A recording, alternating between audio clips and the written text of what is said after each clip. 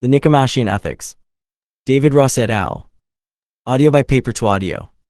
Extracts.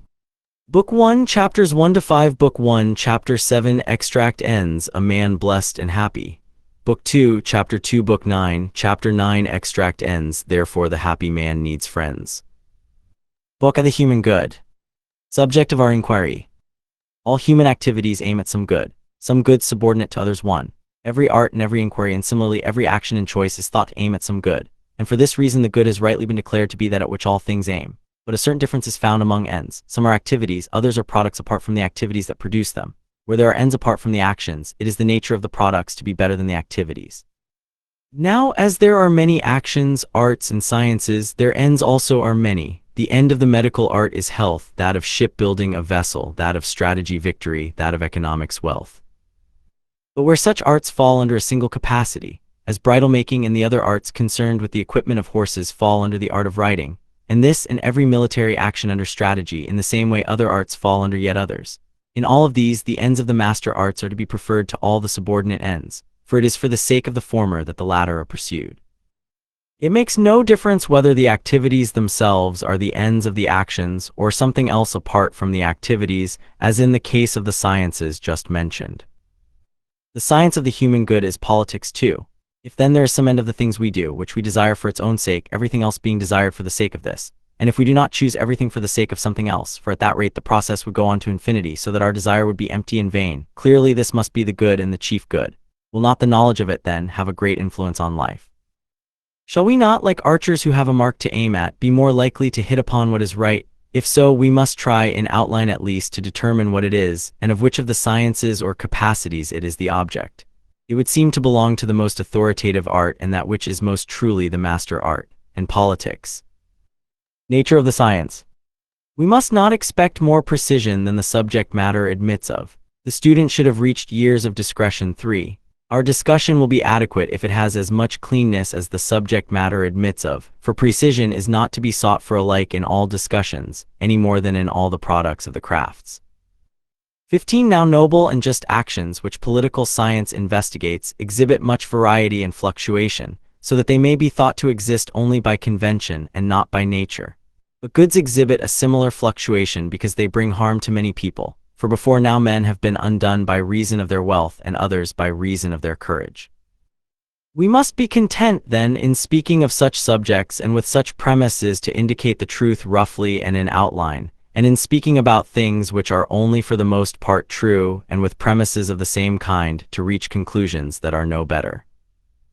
In the same spirit, therefore, should each type of statement be received, for it is the mark of an educated man to look for precision in each class of things just so far as the nature of the subject admits.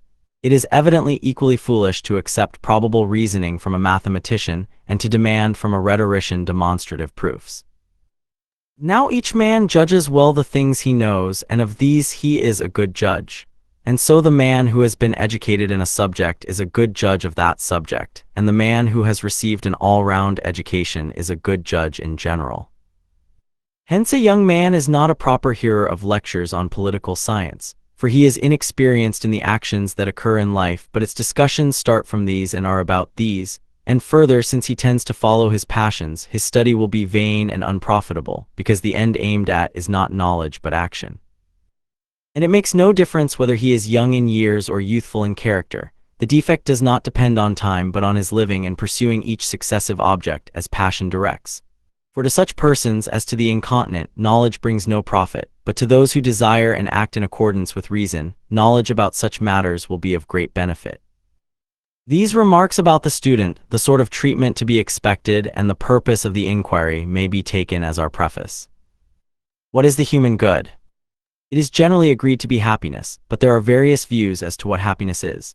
What is required at the start is an unreasoned conviction about the facts, such as is produced by a good upbringing. 4. Let us resume our inquiry and state, in view of the fact that all knowledge and every pursuit aims at some good, what it is that we say political science aims at, and what is the highest of all goods achievable by action. Verbally there is very general agreement, for both the general run of men and people of superior refinement say that it is happiness and identify living well and faring well with being happy, but with regard to what happiness is they differ, and the many do not give the same account as the wise. For the former think it is some plain and obvious thing, like pleasure, wealth, or honor. They differ, however, from one another, and often even the same man identifies it with different things, with health when he is ill, with wealth when he is poor. But conscious of their ignorance, they admire those who proclaim some great thing that is above their comprehension. Now some thought that apart from these many goods there is another which is good in itself, and causes the goodness of all these as well. To examine all the opinions that have been held were perhaps somewhat fruitless, enough to examine those that are most prevalent or that seem to be arguable. The Nicomachean Ethics 1.5. 30. Let us not fail to notice, however, that there is a difference between arguments from and those to the first principles. For Plato, too, was right in raising this question and asking, as he used to do, are we on the way from or to the first principles? There is a difference, 1095b, as there is in a race course between the course from the judges to the turning point and the way back.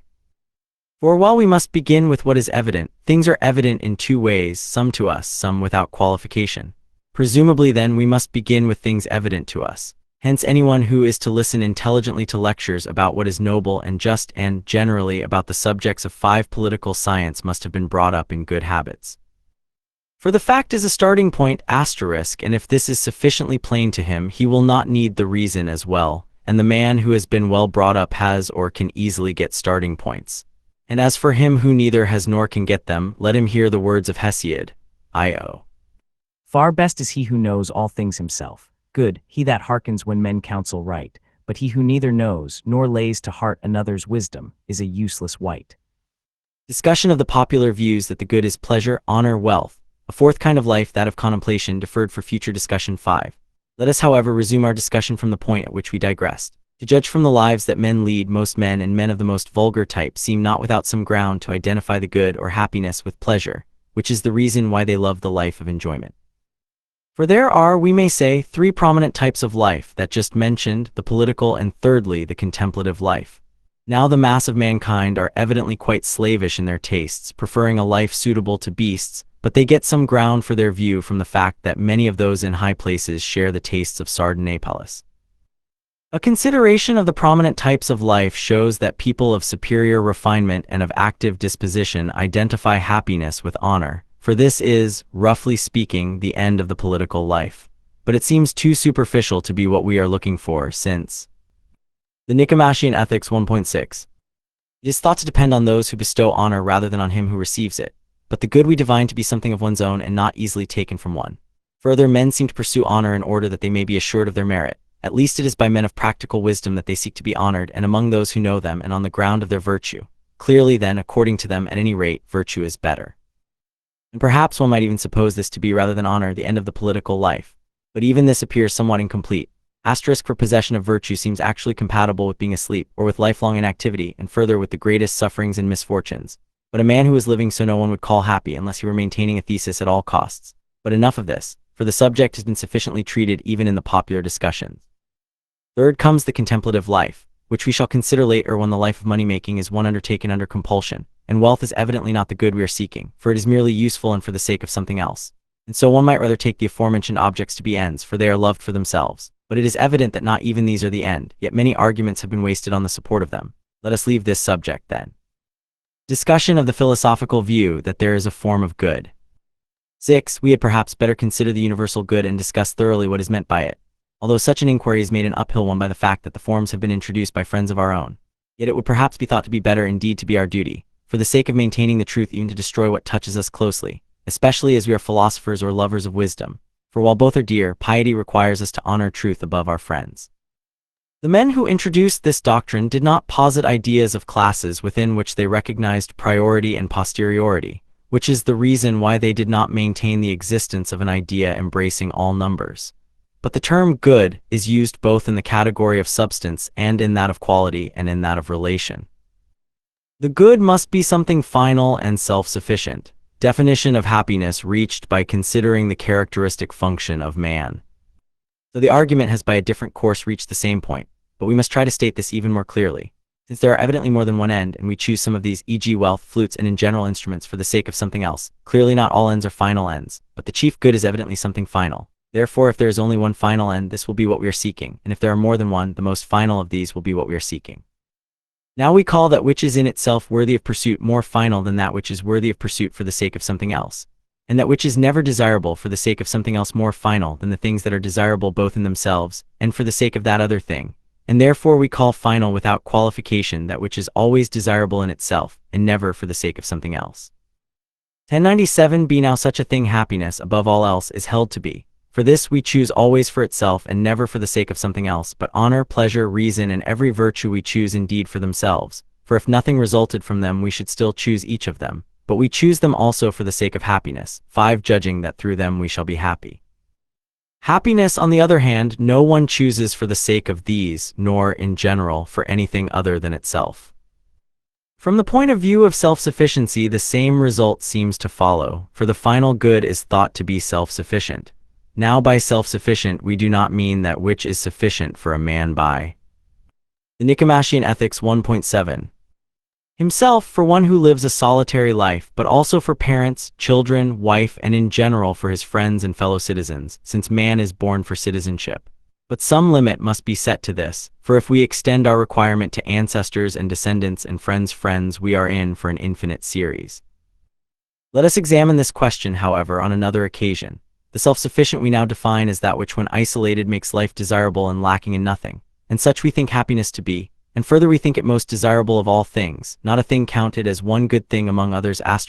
If it were so counted, it would clearly be made more desirable by the addition of even the least of goods. For that which is added becomes an excess of goods, and of goods the greater is always more desirable. Happiness, then, is something final and self-sufficient, and is the end of action.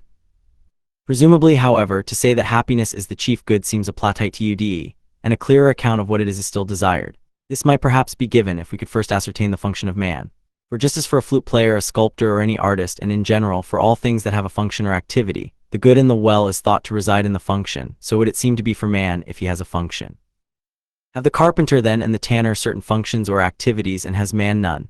Is he born without a function? Or as eye, hand, foot, and in general each of the parts evidently has a function, may one lay it down that man similarly has a function apart from all these? What then can this be? Life seems to belong even to plants, but we are seeking what is peculiar to man. Let us exclude, therefore, the life of nutrition and growth. Next there would be a life of perception, but it also seems to be shared even by the horse, the ox, and every animal. There remains then an active life of the element that has reason. Of this, one part has it in the sense of being obedient to reason, the other in the sense of possessing reason and exercising thought. And as life of the rational element also has two meanings, we must state that life in the sense of activity is what we mean, for this seems to be the more proper sense of the term. Now if the function of man is an activity of soul which follows or implies reason, and if we say a so-and-so and a good so-and-so have a function which is the same in kind, for example a lyre player and a good lyre player, and so without 10 qualification in all cases, eminence in respect of goodness being added to the name of the function, for the function of a lyre player is to play the lyre, and that of a good lyre player is to do so well. If this is the case, and we state the function of man to be a certain kind of life, and this to be an activity or actions of the soul implying a rational principle, and the function of a good man to be the good and noble performance of these, and if any action is well performed. 15. When it is performed in accordance with the appropriate virtue. If this is the case, human good turns out to be activity of soul exhibiting virtue, \, and if there are more than one virtue, in accordance with the best and most complete, \**. But we must add in a complete life. For one swallow does not make a summer, nor does one day, and so too one day or a short time does not make a man blessed and happy. 20. Let this serve as an outline of the good, for we must presumably first sketch it roughly, and then later fill in the details. But it would seem that anyone is capable of carrying on and articulating what has once been well outlined, and that time is a good discoverer or partner in such a work, to which facts the advances of the arts are. 25. Do, for anyone can add what is lacking. And we must also remember what has been said before, 1. And not look for precision in all things alike, but in each class of things such precision as accords with the subject matter, and so much as is appropriate to the inquiry. For a carpenter and a geometer investigate the right angle.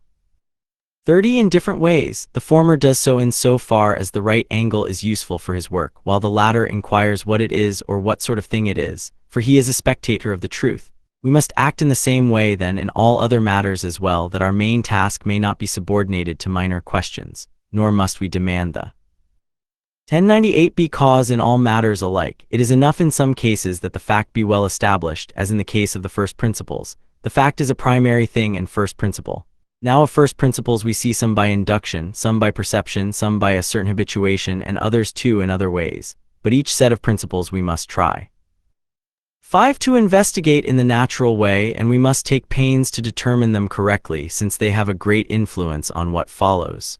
For the beginning is thought to be more than half of the whole, and many of the questions we ask are cleared up by it. It is from playing the lyre that both good and bad lyre players are 10 produced, and the corresponding statement is true of builders and of all the rest. Men will be good or bad builders as a result of building well or badly. For if this were not so, there would have been no need of a teacher, but all men would have been born good or bad at their craft. This, then, is the case with the virtues also. By doing the 15 acts that we do in our transactions with other men, we become just or unjust, and by doing the acts that we do in the presence of danger, and by being habituated to feel fear or confidence, we become brave or cowardly. The same is true of appetites and feelings of anger. Some men become temperate and good-tempered, others 20 self-indulgent and irascible, by behaving in one way or the other in the appropriate circumstances. Thus, in one word, states of character arise out of like activities. This is why the activities we exhibit must be of a certain kind. It is because the states of character correspond to the differences between these. It makes no small difference, then, whether we form habits of one kind or of another. From 25. Our very youth, it makes a very great difference, or rather all the difference. These acts cannot be prescribed exactly, but must avoid excess and defect. 2. Since then the present inquiry does not aim at theoretical knowledge like the others, for we are inquiring not in order to know what virtue is, but in order to become good, since otherwise our inquiry would have been of no use, we must examine the nature of 30 actions, namely how we ought to do them, for these determine also the nature of the states of character that are produced, as we have said. Now, that we must act in accordance with correct reason is a common principle and must be assumed. It will be discussed later, that is both what correct reason is and how it is related to the other. 1104a. Virtues. But this must be agreed upon beforehand, that the whole account of matters of conduct must be given in outline and not precisely, as we said at the very beginning that the accounts we demand must be in accordance with the subject matter. Matters concerned with conduct and questions of what is good for us have no fixity, any more than matters of health, the general account being of this. 25. Nature. The account of particular cases is yet more lacking in exactness, for they do not fall under any art or precept, but the agents themselves must in each case consider what is appropriate to the occasion, as happens also in the art of medicine or of navigation. But though our present account is of this nature, we must give what help we can. First, then, let us consider this, that it is the nature of such things to be destroyed by defect and excess, as we see in the case of strength and of health. For to gain light on things imperceptible, we must use the evidence of sensible things. Exercise either excessive or defective destroys the strength, and similarly drink or food which is above or below a certain amount destroys the health, while that which is proportionate both produces and increases and preserves it. So too is it, then, in the case of temperance and courage and the other virtues. For the man who flies from and fears everything and does not stand his ground against anything becomes a coward, and the man who fears nothing at all but goes to meet every danger becomes rash. And similarly the man who indulges in every pleasure and abstains from none becomes self-indulgent, while the man who shuns every pleasure as boors do, becomes in a way insensible. Temperance and courage then are destroyed by excess and defect, and preserved by the mean. But not only are the sources and causes of their origination and growth the same as those of their destruction, but also the sphere of their actualization will be the same, for this is also true of the things which are more evident to sense, for example of strength. It is produced by taking much food and undergoing much exertion, and it is the strong man that will be most able to do these things. So too is it with the virtues. By abstaining from pleasures we become temperate, and it is when we have become so that we are most able to abstain from them, and similarly too in the case of courage. For by being habituated to despise things that are fearful and to stand our ground against them we become brave, and it is when we have become so that we shall be most able to stand our ground against them. Pleasure in doing virtuous acts is a sign that the virtuous disposition has been acquired. A variety of considerations show the essential connection of moral virtue with pleasure and pain. 3. We must take as a sign of states of character the pleasure or pain that supervenes upon acts. For the man who abstains from bodily 35 the actions, therefore, that men are praised for, the good man is seen to assign to himself the greater share in what is noble. In this sense, then, as has been said, a man should be a lover of self, but in the sense in which most men are so, he ought not. The need of friendship. Why does the happy man need friends? 9. It is also disputed whether the happy man will need friends or not. It is said that those who are supremely happy and self-sufficient have no need of friends, for they have the things that are good, and therefore being self-sufficient they need nothing further, while a friend, being another self, furnishes what a man cannot provide by his own effort. Whence the saying, when fortune is kind, what need of friends? But it seems strange, when one assigns all good things to the happy man, not to assign friends who are thought the greatest of external goods. And if it is more characteristic of a friend to do well by another than to be well done by, and to confer benefits is characteristic of the good man and of virtue, and it is nobler to do well by friends than by strangers, the good man will need people to do well by. This is why the question is asked whether we need friends more in prosperity or in adversity, on the assumption that not only does a man in adversity need people to confer benefits on him, but also those who are prospering need people to do well by. Surely it is strange, too, to make the supremely happy man a solitary, for no one would choose the whole world on condition of being alone, since man is a political creature and one whose nature is to live with others. Therefore even the happy man lives with others, for he has the things that are by nature good, and plainly it is better to spend his days with friends and good men than with strangers or any chance persons. Therefore the happy man needs friends. What then do holders of the first view mean, and in what respect are they right? Is it that most men identify friends with useful people? Of such friends indeed the supremely happy man will have no need, since he already has the things that are good, nor will he need those whom one makes one's friends because of their pleasantness, or he will need them only to a small extent, for his life, being pleasant, has no need of adventitious pleasure, and because he does not need such friends he is thought not to need friends. You have reached the end of the document.